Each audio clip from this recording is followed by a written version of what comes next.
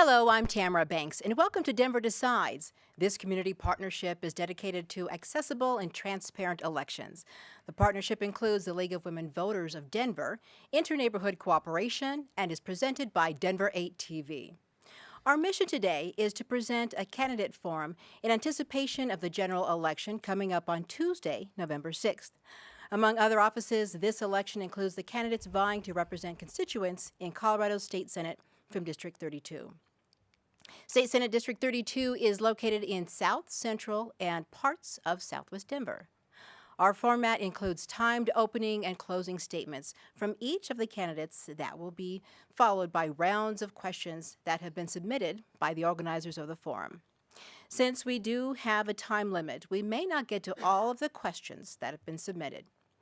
All of the candidates will answer all of the questions, and all of their responses will be timed. Our timers are right out front where the candidates can see them.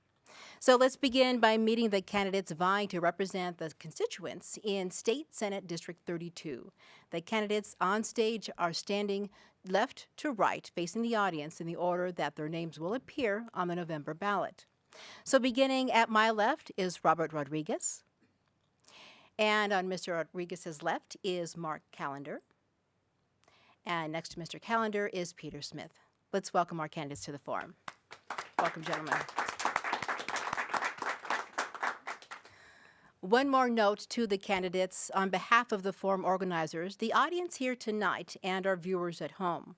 We sincerely urge you to be honest, direct, and forthright to help the voters distinguish one candidate from another. We will begin with 1-minute opening statements from each candidate. We will proceed in ballot order with statements. So once again, starting at my left with Mr. Rodriguez, we'll begin with your opening statement. And again, you've got 1 minute. Thank you. Thank you, Tamara. Thank you to the League of Women Voters and the Interneighborhood Co-op and Denver Decides for this forum. My name is Robert Rodriguez. I'm a candidate running for Senate District 32. I have lived in the district with my wife since 1995.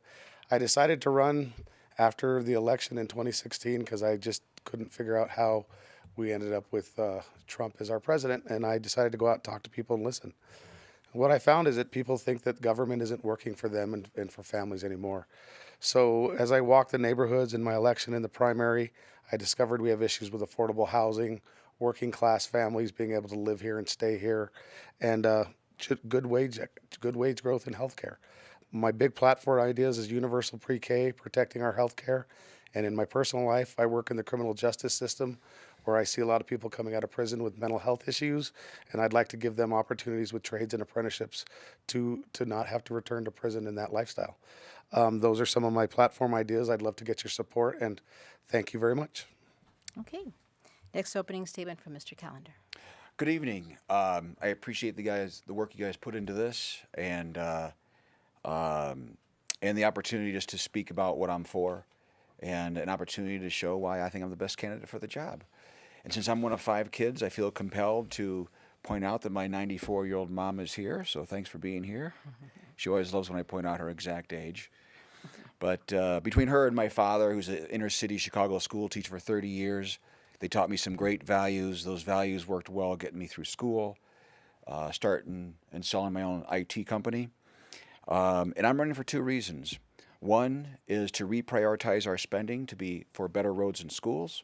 And secondly, to try to stop the hate and division that we see all over our state and all over our country. Tonight, I'm going to be advancing ideas that have been proven to work and turn away from those that have failed. Coming from Illinois, I've seen damaged, failed policies, what they've had as on the effect of communities. I mean, it's so bad that Illinois actually issues an IOU when you win the lottery. All right, thank you. Mr. Smith. My name is Peter Smith. I'm 26 years old, and I'm running for state senate because we need a different kind of politician in this state. I was born in Colorado in 1991. Since the time that I was born, our state has changed quite a bit. We have built a new train system, sports stadiums, widened our roads, and attracted 2.5 million new neighbors. With all this change coming through all of our neighborhoods and the gentrification that's happening to my community, the town that I was born in and grew up in and went to college in, I finally stopped in 2016 and I asked myself, who is Colorado changing for? And I believe the answer nowadays is not me. I believe that the two-party process has failed us. I believe party politicians work to benefit their wealthy donors at the top and have forgotten about people like me at the bottom who are struggling to survive and live in the town that I grew up in. I believe that I'm watching an economy, and that's my time, but thank you. All right. Thank you very much, gentlemen. So now it's time to ask you some questions, and they are submitted by our partners and some constituents in your district. So the first question, and we will start with you, Peter.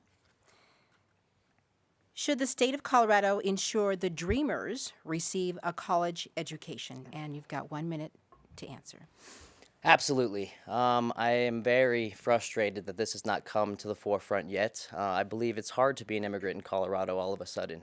I believe we're watching the federal government threaten our immigrant families at when they drop their kids off for school. And I believe taking away and not giving Dreamers the opportunity to succeed, and with state help, just like I went to school, that we are not only harming our economy, but we are harming our communities, and most likely harming the future of Colorado for time and years to come. So I believe that the Dreamer, we do need to get this done. I believe that Dreamers, as they are now, are an important part, and I believe many people in the legislature do agree that we need to do more to help our immigrant communities in all respects, not just in education. But I am a firm supporter of our immigrant communities, and I look forward to being your very loud and vocal advocate in the legislature. All right. Thank you. Same question, Mr. Callender. When you say education, are you saying K through 12 or? Just a college education. Should the state of Colorado ensure the Dreamers receive a college education? Insure it, mean pay for it? No, like make sure that they do.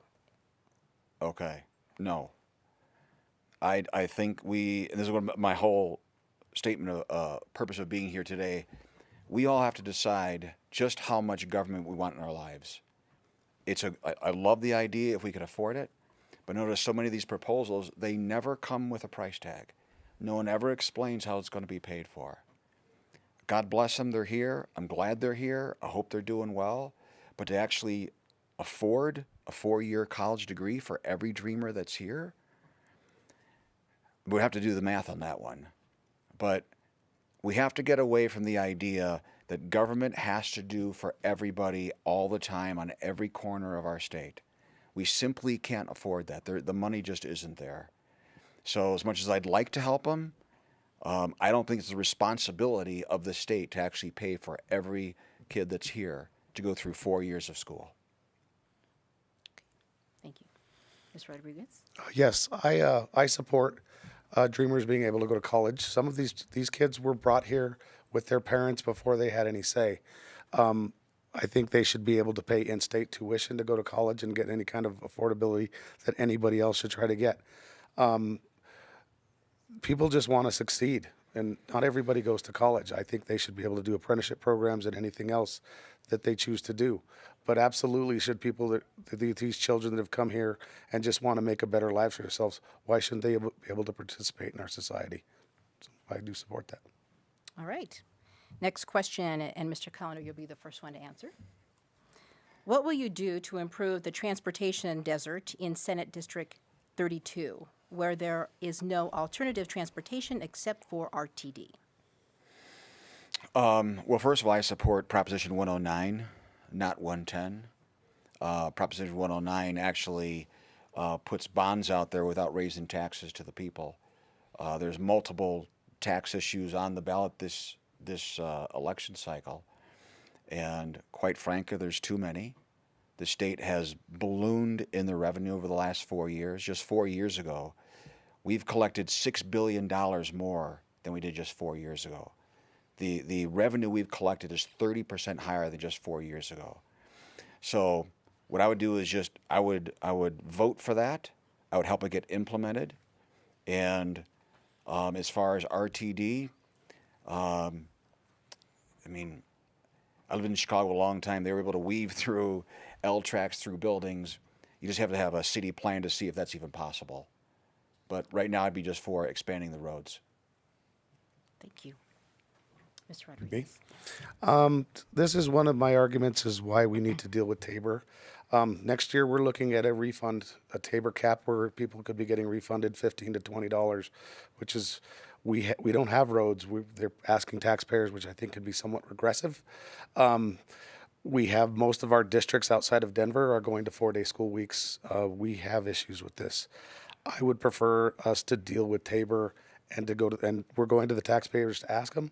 But in the history since we've had Tabor, I think we've passed tax increases twice, and that was for marijuana and I believe cigarettes. So I would like to address Tabor to address our roads and transportation issues. Thank you. And Peter. I talk every day with people in my district who struggle to get to work. They cannot afford the cost of living in our district anywhere, really. But the transportation desert that's going on in a city like this is something that the legislature kicks down the road because they are afraid to go to the voters with tax increases to pay for it, and that has to end. I support being the champion of a new light rail line down Colorado Boulevard. I've talked to government leaders in Inglewood and Centennial, and they would be willing to extend that line down. Same with on Broadway. We need infrastructure spending. In the last 20 years, because of Tabor, we have allowed our state infrastructure to crumble. When you add 2.5 million new people to an infrastructure that is collapsing and cannot handle the amount of people that have moved to the city, you have a serious, serious issue, and it goes on to affect housing and education and everything else. And so we need to spend money now, and I will be a vocal champion to take a tax increase to the voters. All right. Thank you. With our next question, we'll start with you, Peter, first. The question is, Robert's first. Our district is made up of a lot of small businesses owned by minorities. What are your plans to see continued growth for small business owners? I work in a small family business now with my father for rehabilitation. Was originally started for veterans, and then Reagan said that veterans didn't have a problem, and it became an opportunity to help people coming out of prison to find a place to live, get a job, so they weren't just reintegrated back to the streets. I think opportunities like that should be given.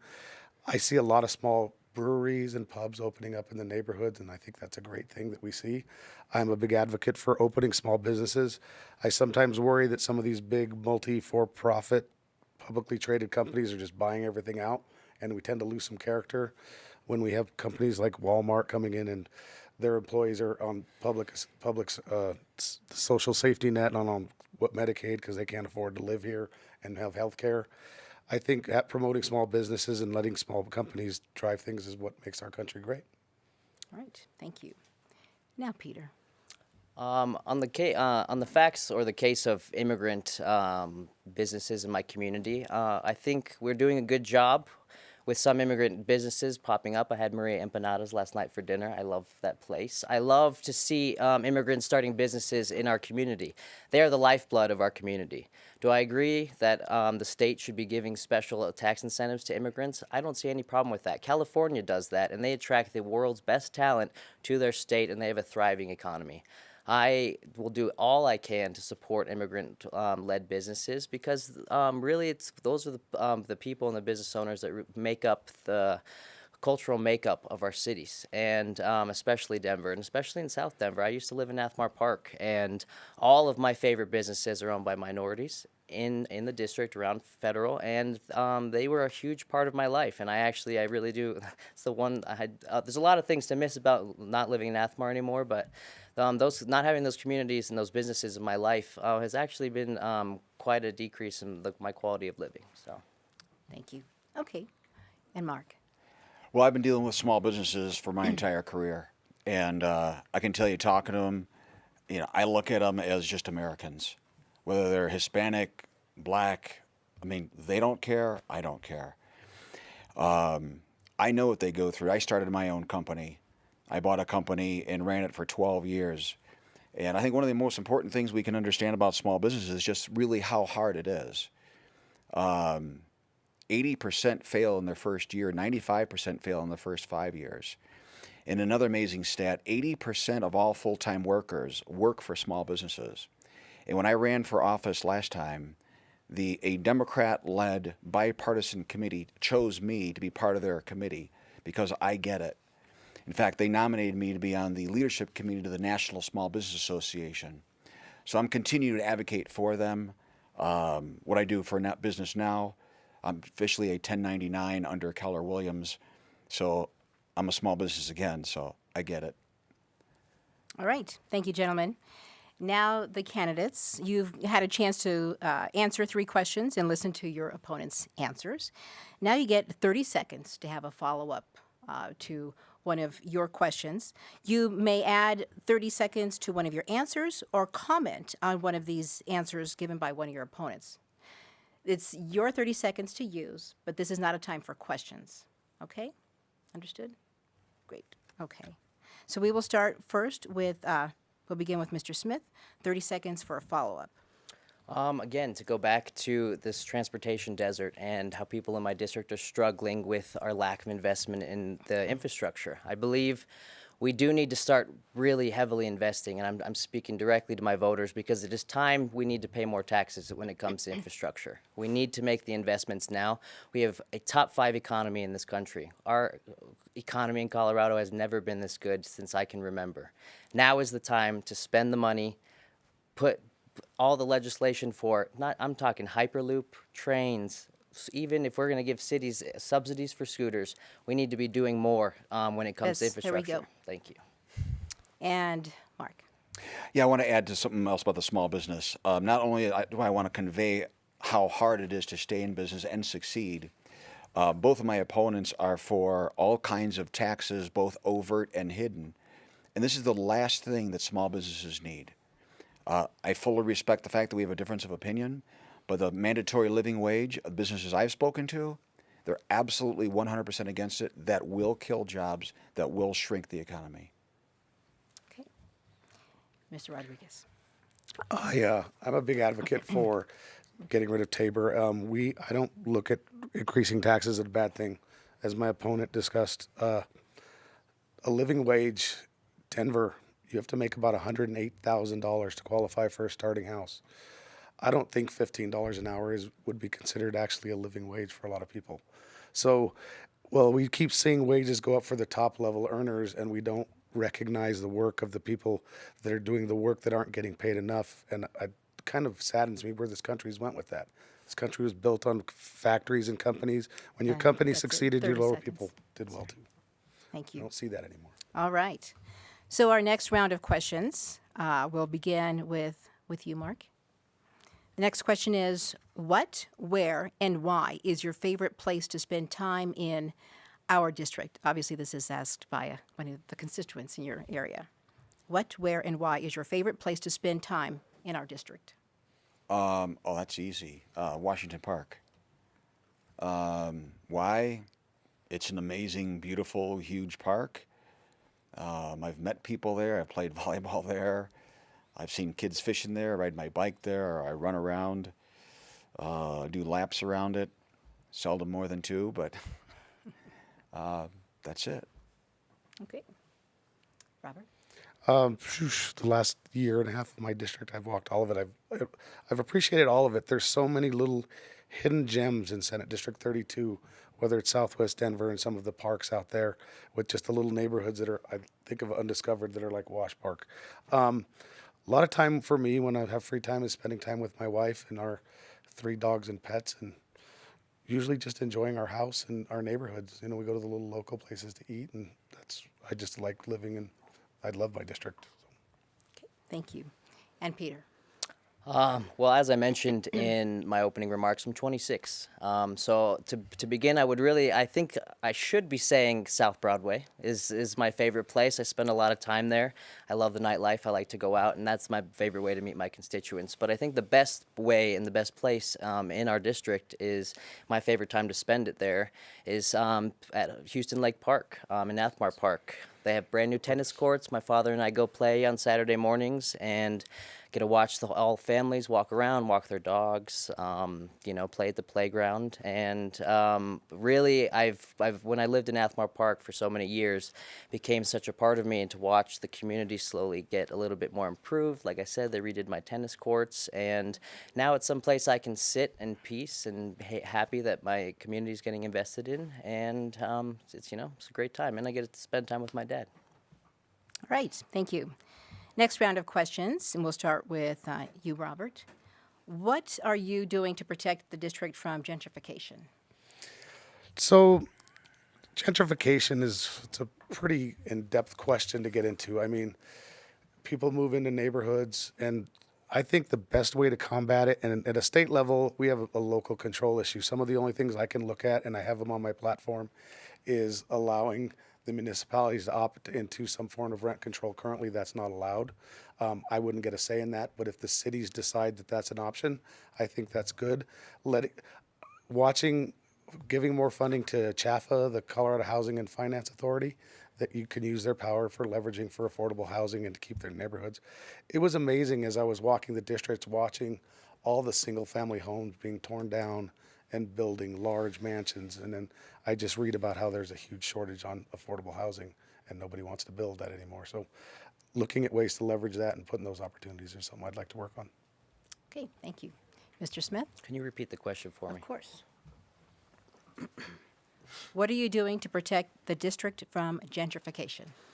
Currently, what I'm doing is banging my gavel at anyone that will listen. But this is a issue that hits home for me. It's the reason I jumped in this race, because we do have such a huge issue with affordable housing in my district. But I'm currently living in a house that the day after the election, it will be torn down in Wash Park to be built anew, twice as large, and increase my elderly neighbors' property taxes, soon after. And this is the biggest issue in Colorado right now. Gentrification and not being affording to live in our communities is the problem. It is the greatest issue that we face as a people, and that is the reason I'm in this election.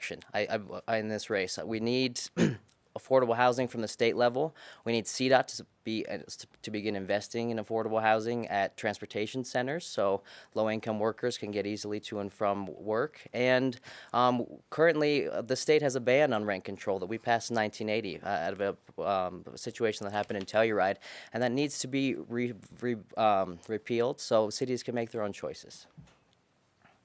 Great, thank you. And Mark? Well, I think it's a great subject to talk about. I mean, I'm one of 5 kids. We were raised on a teacher's salary. I mean, you can do the math. We weren't exactly rich. So I understand that it's a struggle for people with lower income. But gentrification, there's an upside to gentrification. The people who live there are I'm in real estate.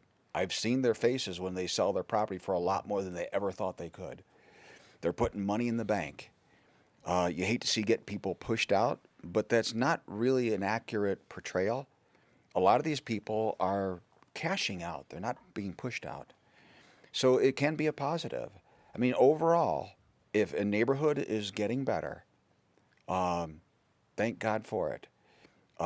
Rent control, absolutely 100% opposed to it because it hasn't worked in other cities. Great idea on paper, doesn't work in reality. All right, thank you. Our next round of questions, we'll start with you, Peter. If you could change one current Colorado law, which one would it be? How would you change it, and why? I guess we can consider Tabor a law. Tabor and Gallagher are strangling our state. I've watched our education system crumble and our teachers spill into the streets because they not only can not afford to live in the districts they teach in, they can't afford to live in Colorado. I have watched our roads crumble. The average person in Colorado spends $680 more a year to drive on our roads because they're in such bad condition.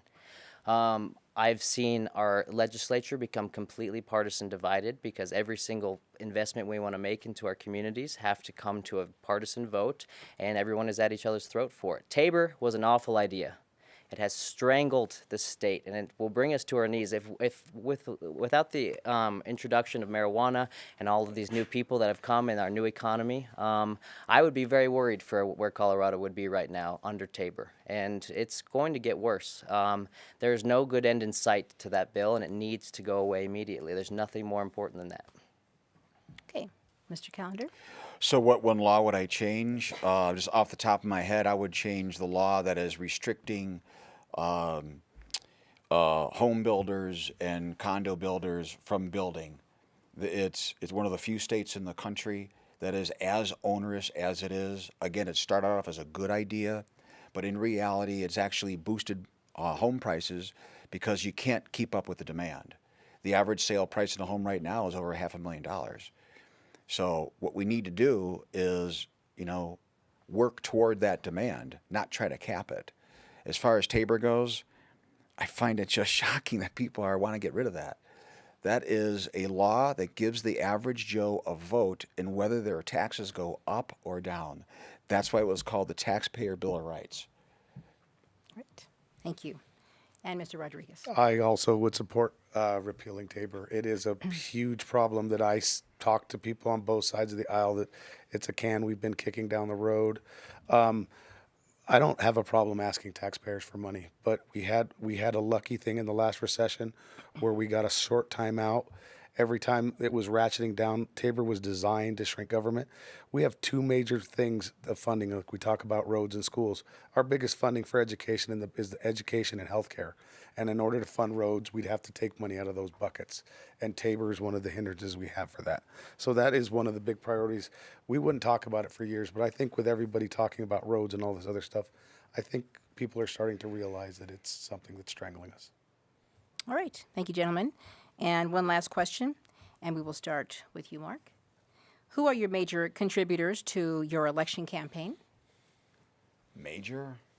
Well, the max is only $400, so I really don't have any major contributors.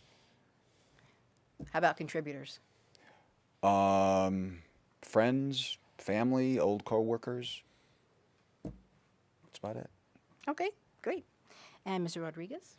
For me, some of it was myself, a lot of family members, friends in the neighborhood. I've lived here for a long time, and I was very proud of some of the support that I met from people that I talked to out there that were willing to help me on the campaign.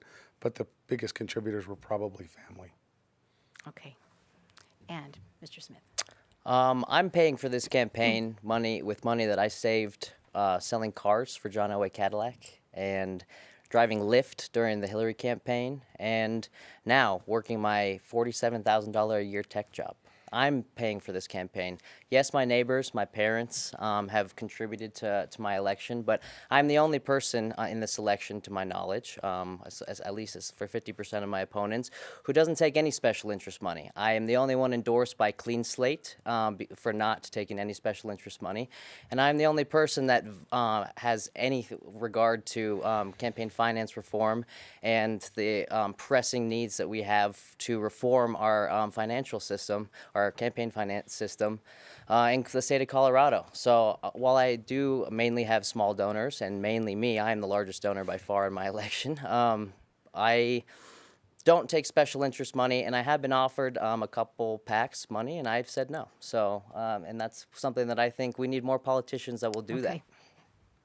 All right, so now we have another follow-up segment. You'll get 30 seconds to add to an answer you had before, or we will start, you could add,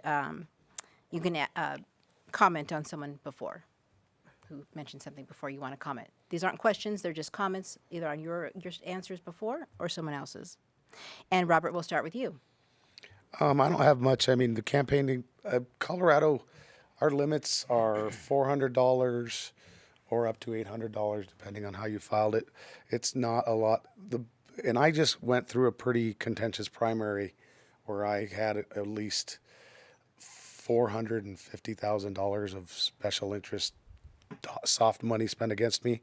So that's where our problem with campaign finance problems are. I would wholeheartedly support the People's Initiative that Denver's doing. We need to address this with Citizens United. Okay, thank all you. stuff to address. 30 seconds. Mr. Smith. Yeah, again, we can stand campaign finance reform. I do believe that Mr. Rodriguez's primary, which I began in, I began this race as a Democrat. And that primary did get very, very contentious, and money I don't think any other campaign besides the governor's race brought in more soft interest money than that primary. And that's scary when someone who is not from here can move in, immediately run for office, getting most of their donations from outside the state, and then the rest is coming from realtors associations who are benefiting from gentrification, from healthcare companies that want to keep our healthcare costs long. That's Okay, a problem. Stop. Thank you. 30 seconds goes by fast, doesn't it? You just get going. So now we're going to do a round called. Don't I get one? Oh, I'm sorry. Yeah. See, that's how fast it goes. I understand. We both took it all up. That's right. Sorry. I'll see you they, later. they took all the minutes. I want to go back to Tabor and the importance of keeping it in place. Again, this is the Taxpayer Bill of Rights. This gives people a voice, the average regular Joe, a voice in getting whether they have their taxes raised or not. The mentality that we have to tax our way out of everything is exactly what ruined California, an amazing state, which is in a financial collapse, and Illinois, whose bonds are literally rated as junk. We are going down the wrong path with this thinking that we have to tax and tax and tax and tax. All right. Thank you. 30 seconds. Again, goes really fast. Now is the lightning round. So this is the part where I ask you a question and you can say yes, no, or pass. No expanding on it, no explanation, just yes, no, or pass. Okay? And we will first start with, who should we start with? We're going to start with Robert first. Okay. All right. Amendment 64, legalizing the sale of marijuana in Colorado, passed nearly 6 years ago. Before the law passed or after, have you sampled what the industry has to offer? No. You said before or after? Before or after? Yes, no. Well, I mean, Yes or no? Or yes. pass? Okay. Yes. All right. Next question. Keep going down the line. Starting with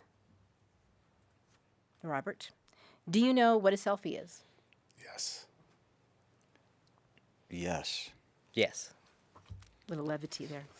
Do you plan to vote for or against the Denver ballot issue to increase the city sales tax to provide funding for mental health? Yes. Let me rephrase that question. Okay. I wasn't even sure if it was supposed to come to me. Sorry. Nope. That was a question that is not a yes or no question, is it? Do you plan to vote for the Denver ballot issue to increase the city sales tax to provide funding for mental health? Yes. No. Yes. Do you currently own or do you plan to own an electric car? Yes. No. Yes. Plan to. Do you plan to vote for the state ballot issue to increase setback requirements from homes for new oil and gas developments? Yes. No. Yes. Do you plan to vote for state amendments Y and Z regarding the legislative and congressional redistricting process? No. Reluctantly, yes. Yes. Do you get your newspaper from a traditional newspaper? Do you get your news from a newspaper? As in a print paper? Some. Yes, no, yes. pass? Yes. No. No. Should fracking be allowed within 501 to 2,500 feet of homes or businesses? Should fracking be allowed within 501 to 2,500 feet of homes or businesses? No. Yes. No. Do you or any family member own a firearm? Yes. Absolutely none of your business. Absolutely not. Okay. Candidates, let's give the candidates a big round of applause. Those are hard. All right, so for our next round of questioning, it's going to be the candidates' turn to ask questions of one another. Each of you will ask your opponent a question, and hopefully one of your opponents, you only get to ask one opponent, they will have an answer for you. So we will start with Mr. Smith. You get to ask one of your opponents a question, and the answer is only going to be 1 minute. 1 minute for the answer. Mr. Rodriguez, have you ever gone to college or studied politics formally? No, I have not. I started out in my career, I went to college for about 2.5 years. I left college and I went and worked in the field installing tents, doing manual labor. And then I went to work in insurance. I started in a file room at Workers' Comp. And 15 years later, I was very proud that I worked as a senior analyst, doing insurance, environmental insurance for underground storage tanks and environmental cleanup. And also where I handled about an $8 or $9 million book of business that I grew doing insurance. I also have about 15 years of experience in criminal justice. I worked in the family business as a child, left, came back about 10, 12 years ago, and I've been doing that work ever since. Was mostly helping offenders, but it grew as the Department of Corrections became the largest mental health hospital in the state. Our services grew to expand to mental health, which is one of the things I've seen, the problems we have that I'd like to address when I get in the legislature. Okay.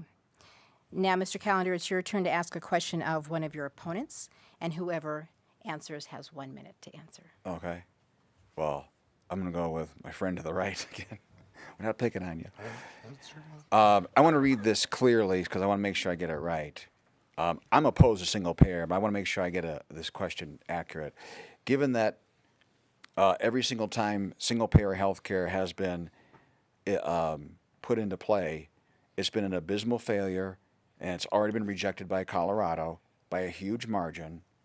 Could you give me one example anywhere in the world where, when implemented, taxes haven't gone through the roof and or care hasn't gone down?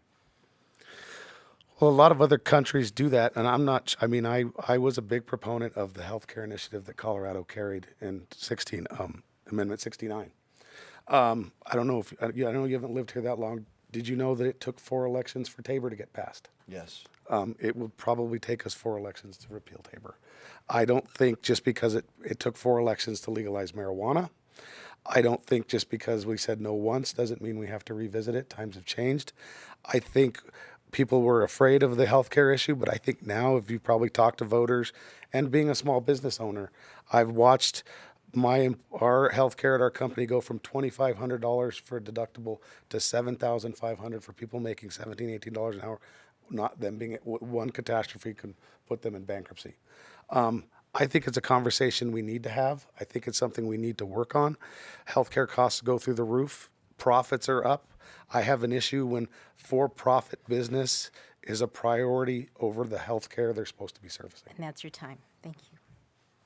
Now, Robert, it's your turn finally to ask a question of one of your opponents, and you'll have 1 minute to answer, gentlemen. So my question is for you, Mr. Calder. I was a little, on your website, you list about living wages are bad for working families. I would like to hear a little more expansion on why a living wage is bad for a working family. Great question.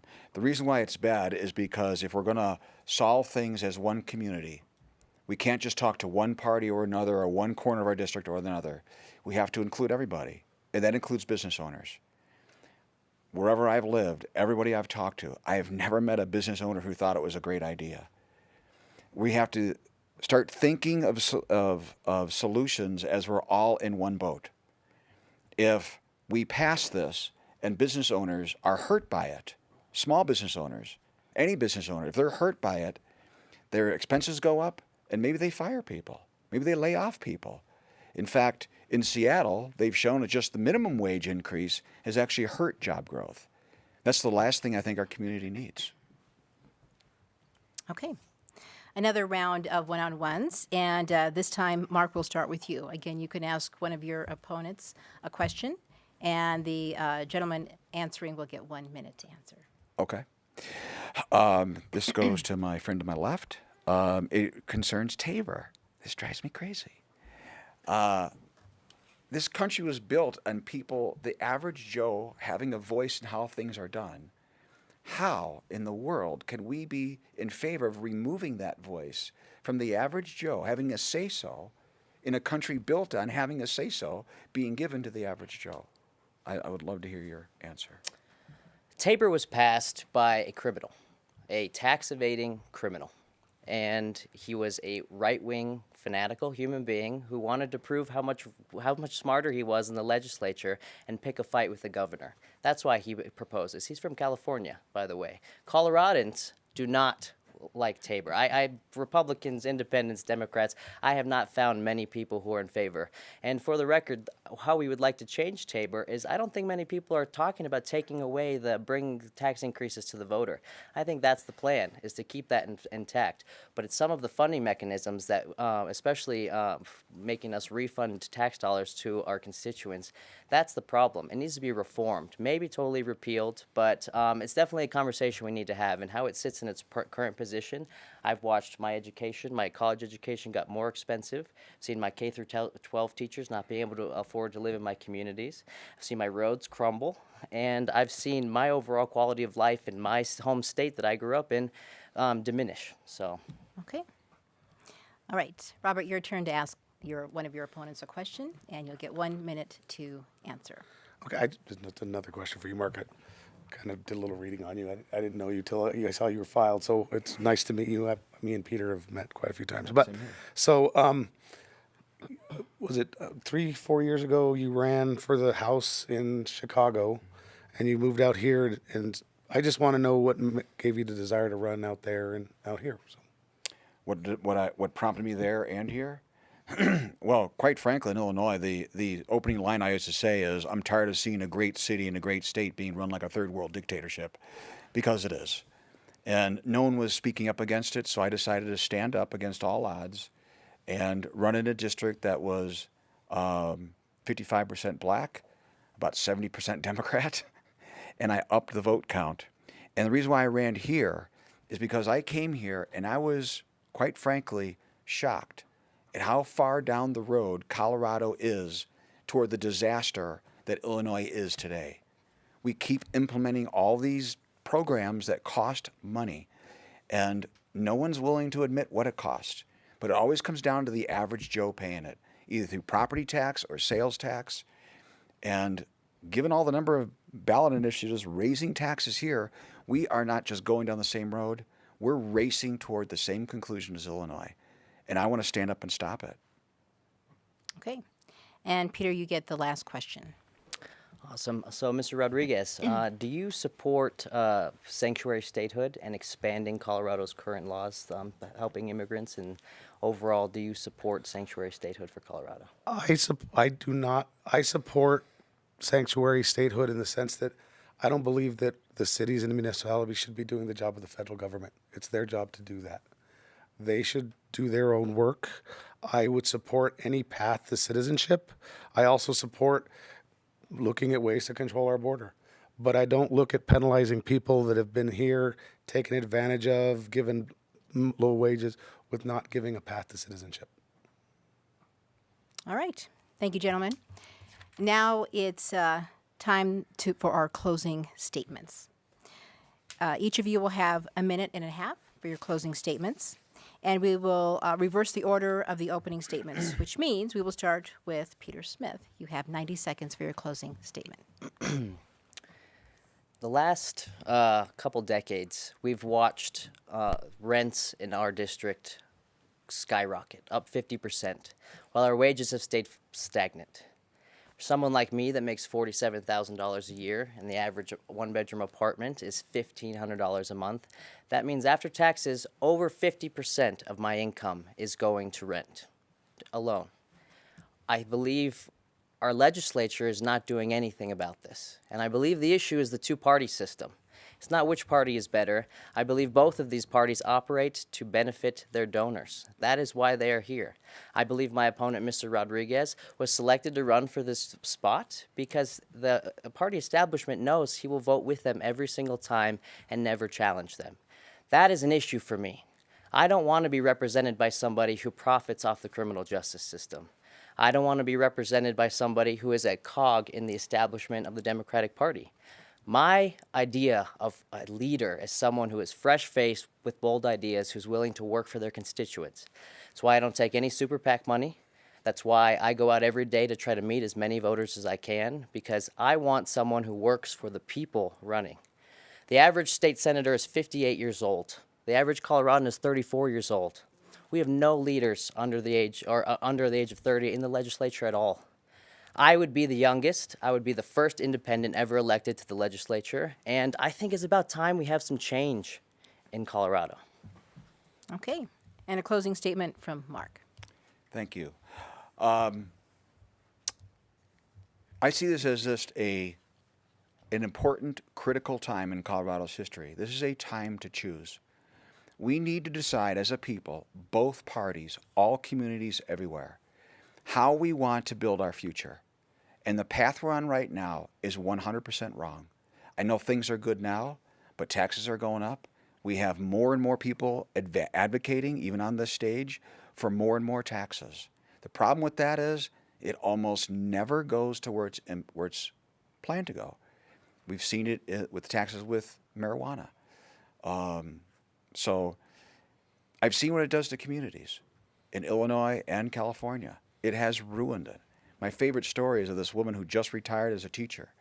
She bought a home in a bad part of town. It got better. And as I was speaking to her, she said, with almost tears in her eyes, now that she's retired, she can't afford to live in a house that's actually paid for. How pathetic is that? Because taxes were so insane back in Illinois. We are heading that direction. I'm here to stop it.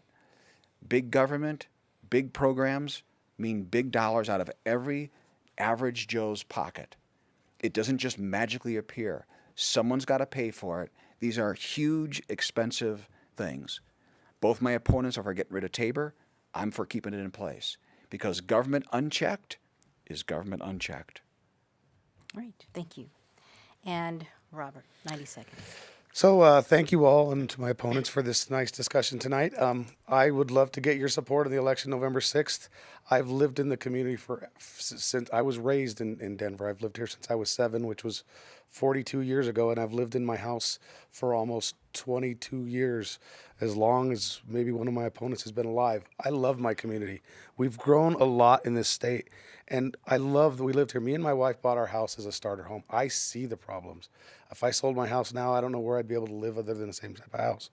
And I've been honored to work in the party and do work for trying to make change. I have been blessed to be endorsed by some labor unions, the teachers, working families. I'm watching wages. I think that's the stuff we need to go back to. It's not about the for-profit. I will look at everything I legislate on how it affects people, not corporations, and that's why I'm running. I'd appreciate your vote and your support on November 6th. Thank you very much. All right. Thank you. So now it's the audience's turn. Let's show our appreciation to our candidates for being here. Thank you, gentlemen. Thank you very much.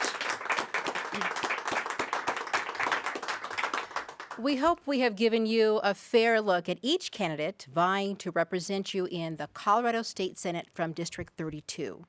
Our thanks also to the Denver Decides partners, which include Inter-Neighborhood Cooperation and the League of Women Voters of Denver.